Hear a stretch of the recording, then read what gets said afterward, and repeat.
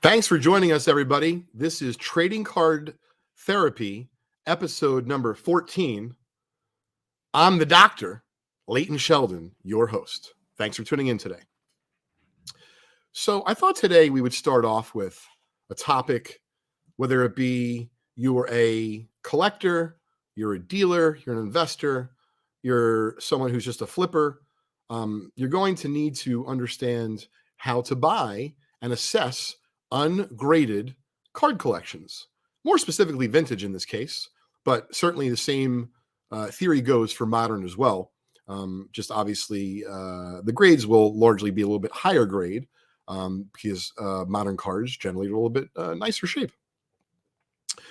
So today we're going to be talking about ungraded cards, the process on how to buy them. And the reason why we're talking about it today is because we have a new, fresh collection to show off here that Just Collect recently purchased. And you'll be able to read the full story and see the video about this collection on our blog at blog.justcollect.com. Afternoon, Brandon, Tom, the rest of the IG Live gang. Thanks for joining us. Trading Card Therapy episode number 14 is now underway. So, gentlemen contacted us a couple months back, and we've seen more of this trend happening here in the card world.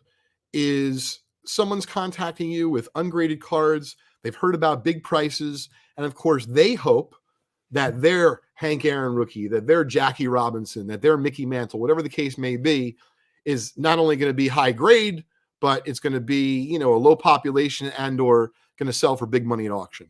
And of course, most of us in the know in the hobby as collectors or dealers, investors, or hybrid folks know that, it's very hard to get a mint condition vintage card.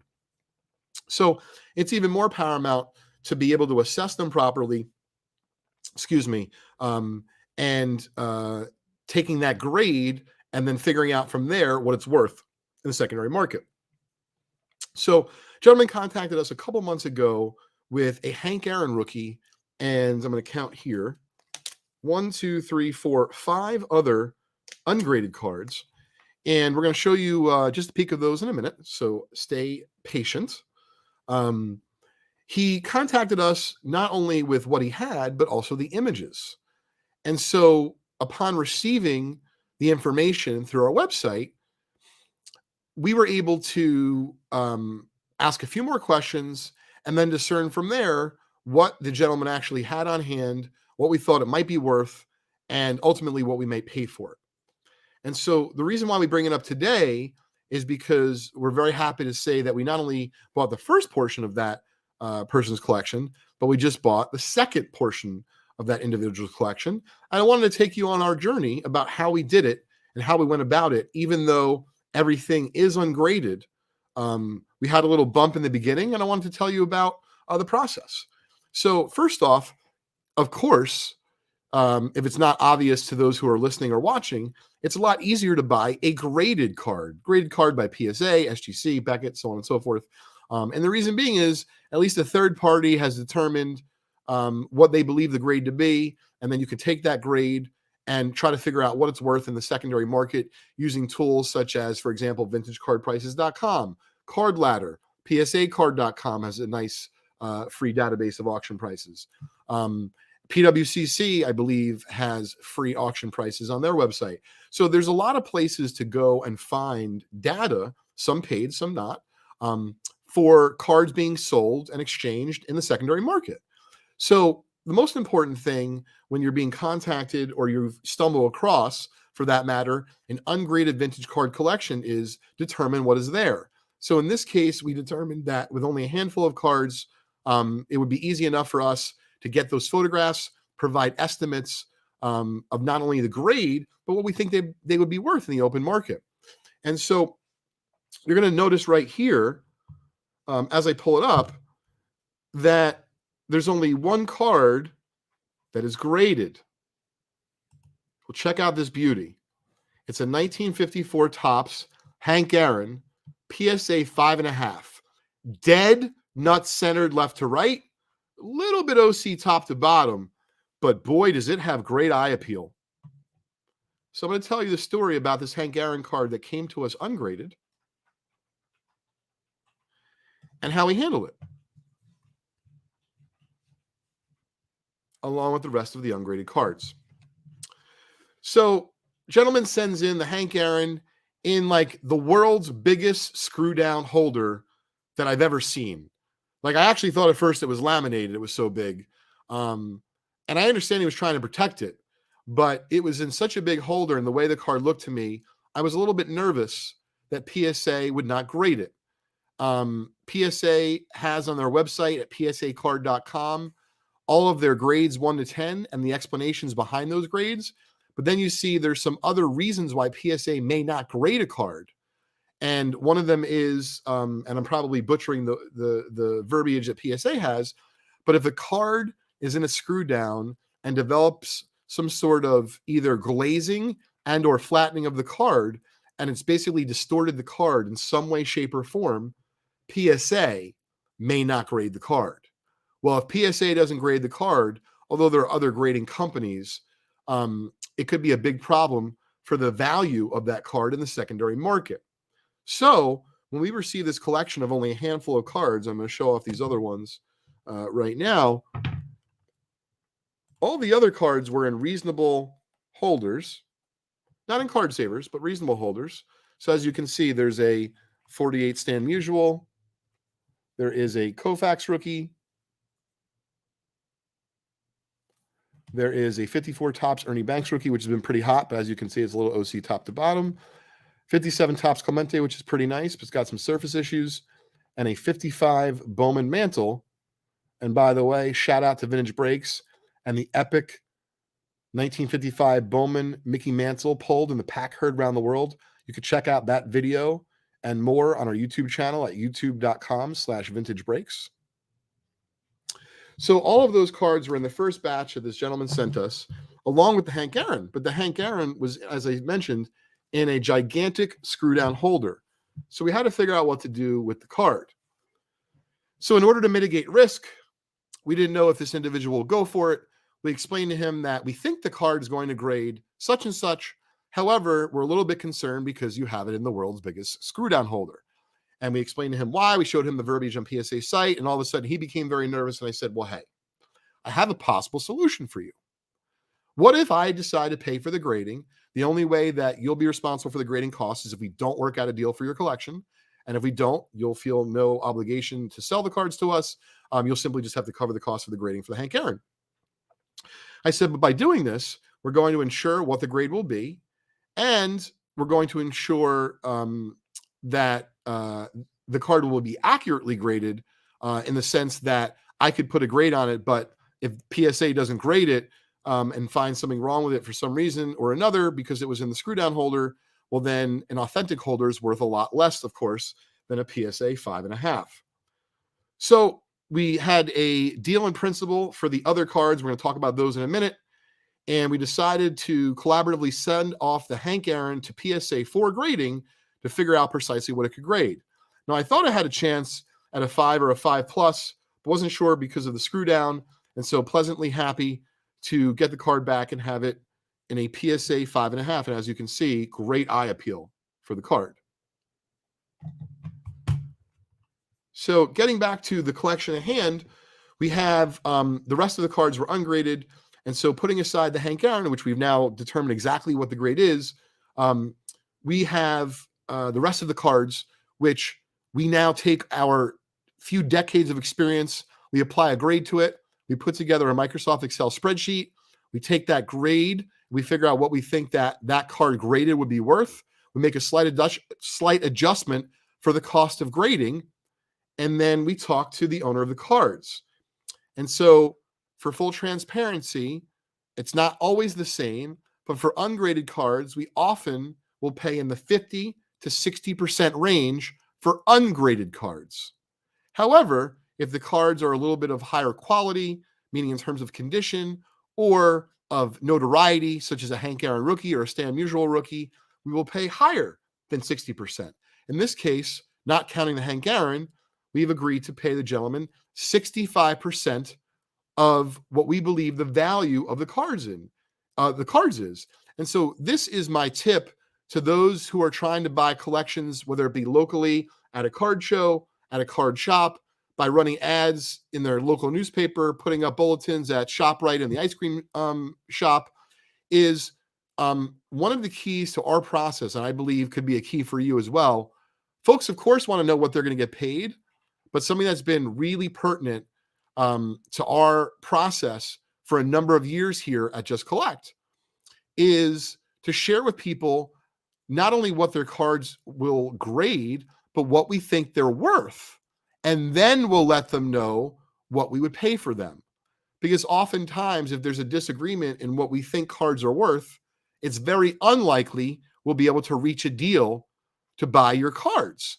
However, if we have an agreement on what your cards are worth and are valued at, then we're more likely to reach a deal upon buying your cards. So when it comes to this 65%, you may ask where the number comes from.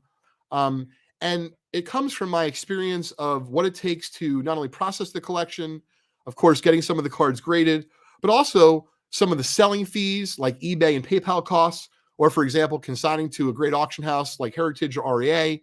And then there's also the time it takes to actually process the cards. Now, of course, when there's only a handful, it doesn't take very long.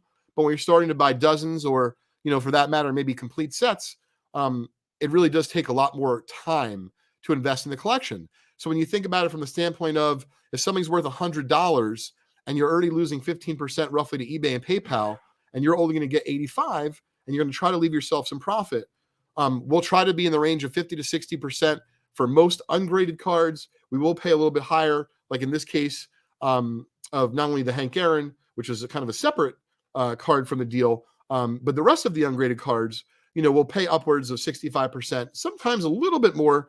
It really just depends on which players they are and the grades of the card. Of course, and I see some comments coming in here, we appreciate it very much. One thing that we're generally not able to pay for is folks' sentimental attachment or emotional attachment to a collection. So if that is something that is really important to you and you believe that you're going to get paid more money for that, it's going to be really, really hard for the buyer of your cards to justify that. However, there's always, the idea of, for example, for us trying to get some evergreen content and putting up the story behind a collection. For example, our recent Yonkers purchase of a 1930s baseball, football, etc. collection that had been in the same family for the last 90 years or so. That's now on our blog at blog.justcollect.com. And so something like that over the next several years will likely be read thousands of times. So that's something that may go into consideration when it comes to figuring out what my final number may be for an ungraded collection.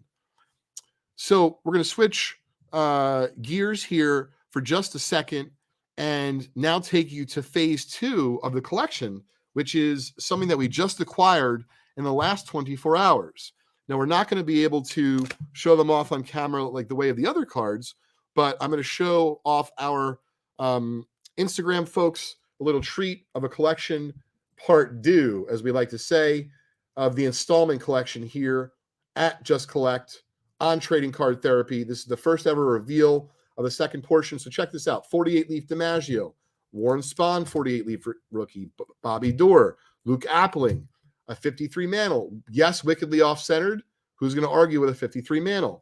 53 Topps Jackie, 53 Satch, 54 Topps Mays, 56 second-year Clemente, Aparicio rookie, second-year Koufax, Aaron, another second-year Koufax, another second-year Koufax, Killebrew rookie, pair of second-year Aarons, more 56 Clementes. This is a crazy collection.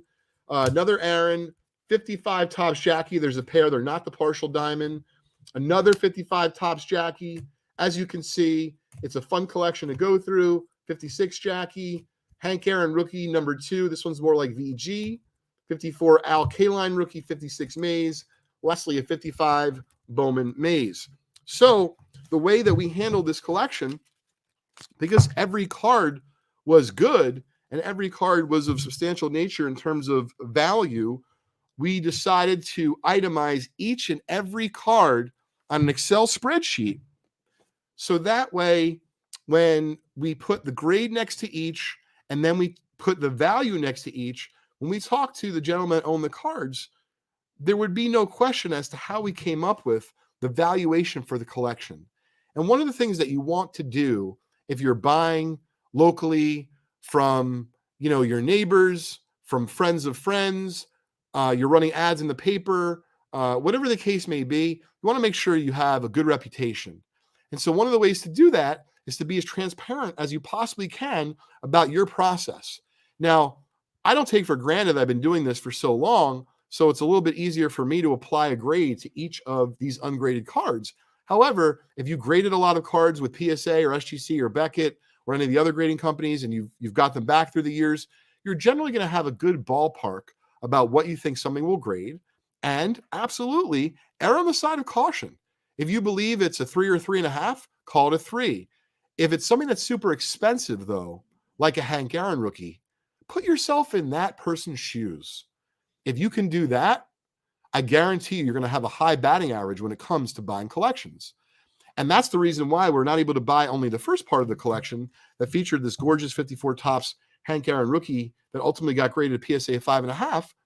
But he saw the time and the care and the length that we went to for him to explain to him not only up front what we thought his cards were worth, but what we would pay for them. And then also letting him know about the Hank Aaron rookie, how it made us a little bit nervous, but we had a solution. If he was on board with it, we would run with it. We can get the card slabbed and we would get the card finalized in terms of the grade, therefore dictating the value a little bit more clearly for us here at Just Collect. So upon closing that, it was a lot easier to convince him after discussing this amazing batch of cards as a second batch that we just received and agreed upon to purchase from him. And so you want to make sure that if there's any card in a group of cards that you're looking at, whether it be a 52 Topps mantle or a Hank Aaron rookie, and it's worth, thousands of dollars or maybe even more, and you're a little bit nervous, rather than shortchanging the seller, rather than hurting your ability to maybe close that lead, i.e. buy that collection or that lead, just put yourself in that person's shoes. And so if you're able to garner their trust and make sure to explain to them that you're looking out for them as well as yourself, you're trying to protect your bottom line. But of course, you want to make sure that their best couple cards are graded accurately. There's nothing wrong with getting a few of the cards graded preliminarily before the final deal is reached. So that way everyone is on the same page. So it doesn't always work. The percentage isn't always the same from deal to deal, but what is the same is the process. And the process here is something that we not only trust, but our clients trust. And folks who you're trying to interact with and buy their cards, they'll trust your process too. If it's something that you can stand behind, explain to them the rationale. Listen, not everyone's going to always agree on grade, right? And not everyone's going to always agree on value.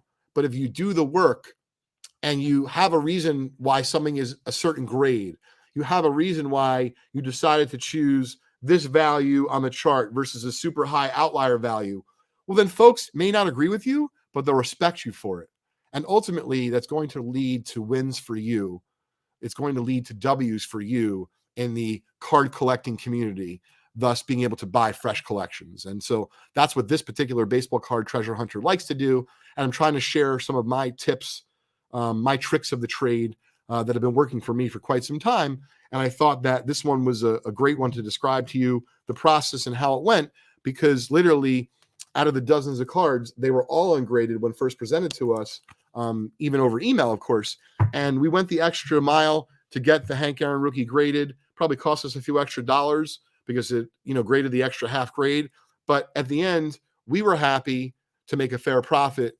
The seller was happy with the way that we handled it, as well as what they got paid. And so that's really vital to your process as you take it out in the wild and try to find some fresh collections.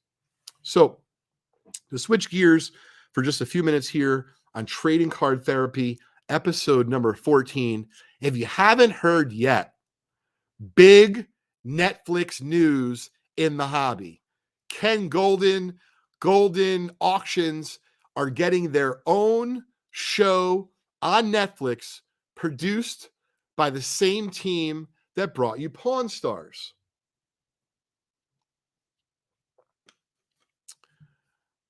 Big news for the hobby, a myriad of emotions and feelings. In general, lots of excitement. But when you start to peel back some of those layers, I'm hearing some, if you will, questions or concerns from people not just in the sports card community, but in the TCG community, such as Pokemon and such, that with all of this added news, with all of this added notoriety, with all of this added press, what is that going to mean for my beloved hobby? Well, I'm here to tell you it's going to be okay. There may be some changes that coming. We're here to talk about some of them. And we're also here to talk about some of the things I hope that they handle on the show.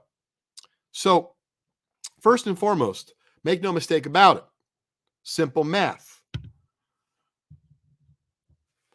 If there is a show on Netflix about Goldin Auctions and Ken in regards to sports cards, comics, Pokemon, game used items, sports memorabilia, historical artifacts, so on and so forth, make no mistake about it, more attention means more buyers. More buyers means more demand. So, winter is coming. If you've been sitting on or wrestling with that decision to buy your Holy Grail Mickey Mantle, to buy your Holy Grail Pokemon card, to buy that card that you're never going to sell like a Hulk Hogan precious metal gem, I'm here to tell you, not touting any of my individual cards I own. For full disclosure, I own the Hulk Hogan precious metal gem, as seen here previously on Trading Card Therapy. But all kidding aside, this is what I mean by winter is coming. And for those of you who are fans of Game of Thrones, I love the show. It's great. So it means that there's an influx. People are coming on the ships. They're going to be airdropped in via parachute. They're coming on trains. And obviously, I'm being somewhat sarcastic here. They're going to be looking on the internet. They're going to be looking at the GOATs of your respected niche. So if you do vintage basketball, make no mistake, they're coming for Bill Russell. If you do Pokemon, they're coming for your first edition Charizard. If you do baseball, make no mistake, they're coming for your Gowdy Ruths or your Tito 6 Cobbs. If you do early hockey, they're coming for your 54 Tops Gordie Howe in high grade. Shout out to my buddy Justin. Or your Maurice Richard rookie from 51 Parkey. Or your 51 Parkey Gordie Howe rookie. Or Howie Morenz. Or Wayne Gretzky rookies. I think you catch the drift. If you know the show is going down, we're not even talking about if you like it. This is not about that yet. If we know the show is happening and moving forward, people are going to watch it. Will the show be around for 11 years or 17 years like Pawn Stars has? I have no idea. But make no mistake, with each passing year that the new Ken Goldin reality TV Netflix show is prosperous and is renewed as much as Pawn Stars has been, oh, make no mistake about it, you're going to see an increase in prices, certainly with the GOATs of those respective niche markets that I just described. So, winter is coming means thin your own hoard.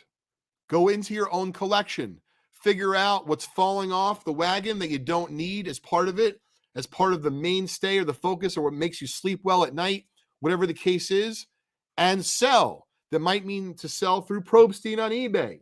It might mean to sell outright to a company like Just Collect, which I own. It might mean to consign to Heritage, SCP, REA, or Goldin, or any of the other dozens of auction houses. But make no mistake, in order to buy, you're going to need funds. Don't wait until it's too late. Point is, I don't know exactly what's going to happen in the market, but my spidey sense is telling me if there's going to be a reality TV show and it does even half as well as we think it might, there's going to be a lot of buyers coming in from all over the world. And if that does, we'll look back at today's conversation on November 17th during the live taping in front of a studio audience here at Trading Card Therapy, episode number 14, as being pivotal and vital for you, the collector, for you, the investor, or you, the hybrid individual who enjoys this hobby being sports card, TCG, Pokemon, or anything and everything in between. Make no mistake, if winter is coming, buy your goats sooner rather than later. Now, in regards to content that I hope they have on the show, seeing as how I used to work in an auction house myself, it was my second job. I graduated Rutgers College in 2000. And for those of you who'd like to learn a little bit more about me, the doctor, you can tune in to the first episode ever of Trading Card Therapy, wherever you get your favorite podcasts, on Apple, Spotify, etc., as I gave a little bit of the history of my background in baseball cards and all that kind of fun stuff.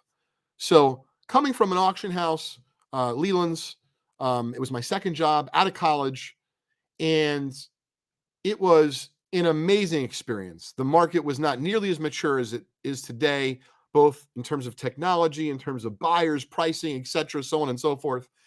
And so in terms of the kinds of content that I would like to see on this new reality show, like I've already seen great stuff. So seeing great stuff is cool. I hope that Ken and his team focus on the story behind it, the families or the family or the person or the persons that it came from. Excuse me. Also, the journey. So if you're going on a consignment trip, take us through the jitterbugs of that morning of how you feel, as well as what you got to eat in that small town in wherever in our country, or for that matter, in the world. But then also take us into your office and show us packages as they come in. Like, for example, what we're going to do today on Leighton's Loft later, we have a FedEx package with cards from the early 20th century. So if you want to see what these are, tune in later. Well, I'd love to see some of that stuff live on the show. And then also some of the personalities behind the team. So, of course, many of us know Ken, but I'd love to know more about Dave Ammerman, who's on their team, and some of the personalities that make up how they're able to put together millions of dollars per auction. And it seems like there's no stopping them. So those are just some of my, if you will, wish list items for the upcoming Netflix show on the hobby. But most importantly, I really think that if they focus on provenance, because it's a word that is used a little bit in our hobby, but it's used a lot in the art world, in the coin world, and other collecting spaces, that if we can focus on provenance, I think that people, i.e. customers, buyers, will become even that much more attached to the products themselves, to the show itself, to the stories. And for that, it will be evergreen content, which will continuously attract new collectors, new buyers over the next decades to come. So with that, I hope you've enjoyed Trading Card Therapy, episode number 14. And as we say goodbye to you all, we'll give you one last glimpse at the Hank Aaron 1954 Topps rookie PSA 5.5, which recently came back from PSA as part of a new collection that we recently purchased. Thanks for tuning in, all.